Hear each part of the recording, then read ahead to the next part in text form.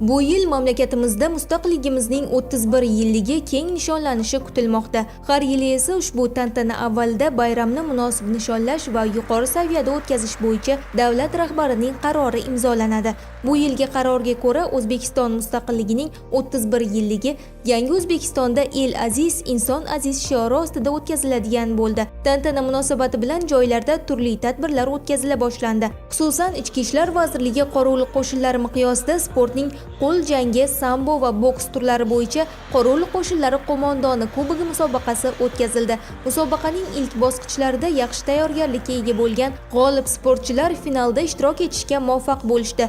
Tadbirni Qorovul qo'shinlari qo'mondoni ochib berib, harbiy xizmatchilarni mustaqilligimizning 31 yilligi bilan muborakbod etdi hamda ularga musobaqa davomida omad yor bo'lishini tiladi.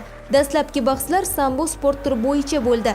Jarayonlarni mahoratli hakamlar kuzatib borishdi.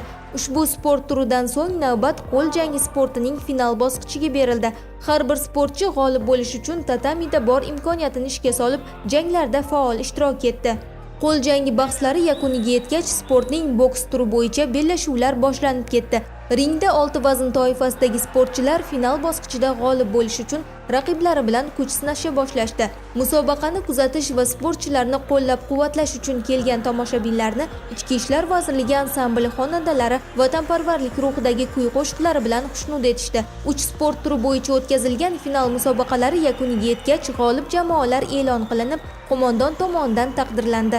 Unga ko'ra umumjamoa hisobida 3-o'rin 75-36, 2-o'rin 75-33 va faxrli 1-o'rin 75-43 harbiy qismiga nasib etdi.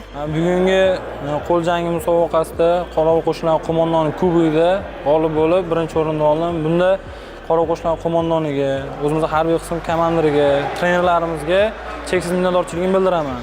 Bu yutug'imni, g'alabamni O'zbekiston Respublikasining mustaqillik 31 yilligiga baxshida qilaman. G'oliblarga qo'mondonlikning qimmatbaho esdalik sovg'alari, kubok va diplomlar taqdim etildi.